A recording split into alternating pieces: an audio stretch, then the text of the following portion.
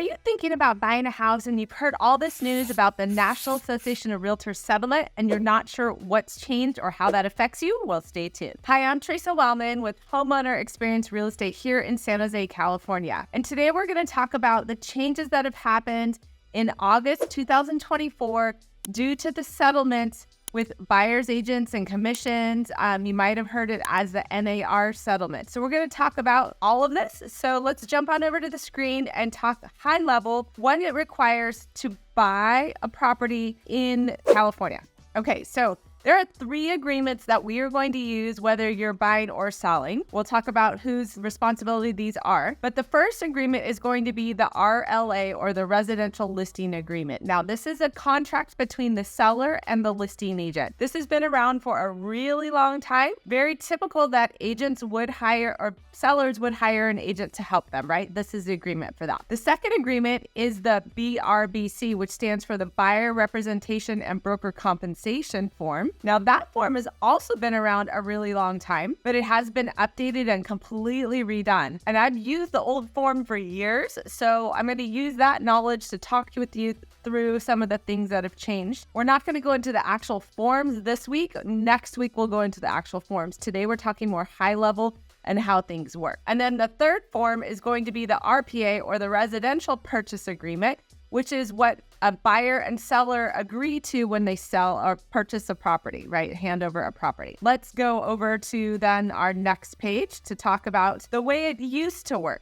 So the old way with buyer broker compensation would be that the seller would get together with their listing broker and come up with a pre-negotiated buyer broker compensation. Now, this was always negotiable, still is negotiable, but most agents would put some sort of similar fee there. Now, it didn't matter if the buyer was very experienced and just had their agent write a contract versus the buyer was new and needed tons of guidance. The amount that was offered for the buyer's broker was pretty much consistent throughout. So it lacked complete transparency because the buyer had no idea how their agent was getting paid. And if there was different levels of service, that didn't fluctuate based on what was agreed upon by the seller to pay the agent, right? Or the broker. So ultimately, the buyer broker got whatever the listing agent and the seller agreed upon, and they provided whatever level of service to the buyer. So the problem with it is it lacked complete transparency. Some buyer brokers would say their service was free, but it wasn't free. But that's what they would tell buyers because buyers had no idea what was going on and how their agent was getting paid. There would be kickbacks. So some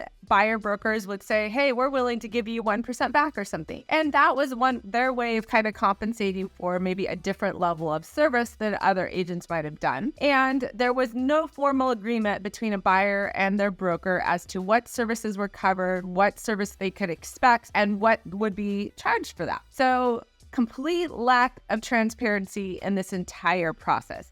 So ultimately, the settlement and the lawsuits that came about were that buyers should know who is representing them, how much they're paying for that service, and what are the agreed upon things that are going to happen to finalize that process and make sure they get the property they're looking for, right? So all of this increased transparency is really important and is a good thing that is being changed for sure. Hey guys, my name is Theresa. I am so sorry for interrupting this video. If you've been enjoying this content, please like and subscribe as it really helps out my channel. And if you're looking to move to San Jose or have any questions about moving or the area in general, I would love to connect. I really enjoy talking with our YouTube viewers and I'm so happy to help. Check out my contact information in the description below. Now let's get back to the video. So here's the new way. We'll talk through this graphical here, but what I want to point out is there's 3 major changes, whether you're a buyer or seller, that you're going to see. The first is that any seller offered compensation or concessions is not posted on the MLS. So today, or prior to this change in August 2024, if you went to Redfin, Zillow, Realtor.com, you would see buyer compensation or broker compensation listed publicly on the website because that was a public offering that was determined by the seller and their broker, right? That is going away because we are not going to have that common fee or broker compensation offered by sellers. So it won't be posted on the MLS. Buyers must have a signed agreement with their agent to formalize the relationship, the compensation, what's going to be done. Again, that's to increase transparency so buyers know what's happening and what service they're getting. And then the third change is that agents can no longer receive any more compensation than agreed upon in the written agreement. So as I mentioned before, sometimes brokers or agents would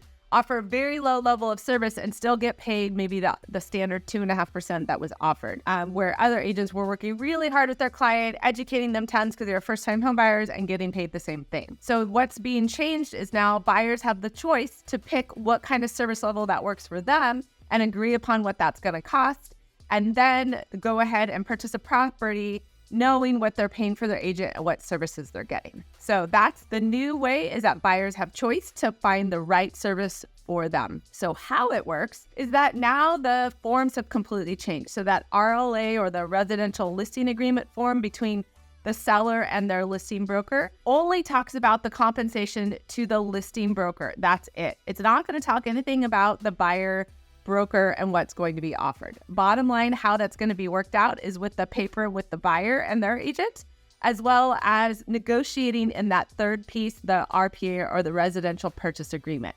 So you're essentially going to be negotiating one-on-one with the seller if they're going to help with some of the compensation, or the now general term is going to be called concessions, because the seller can't say what you spend that money on, but the sellers are likely going to be helping with some of those fees, whether it be closing costs or paying for your agent. They'll call it concessions so that you have the choice as to where to spend the money.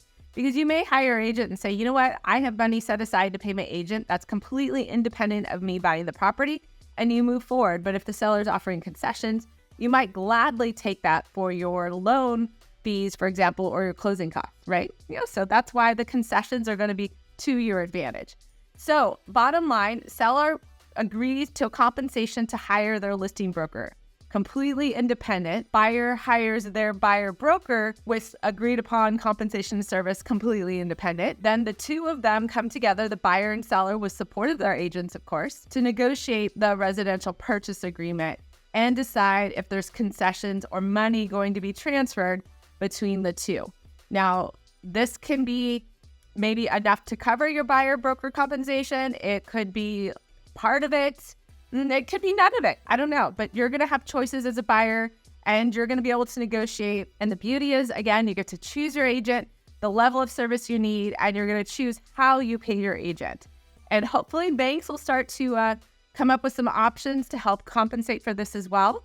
Right now, that's not quite happening, but I hope that's something that we see, especially in 2025 and moving forward. So I hope you found this explanation really clear.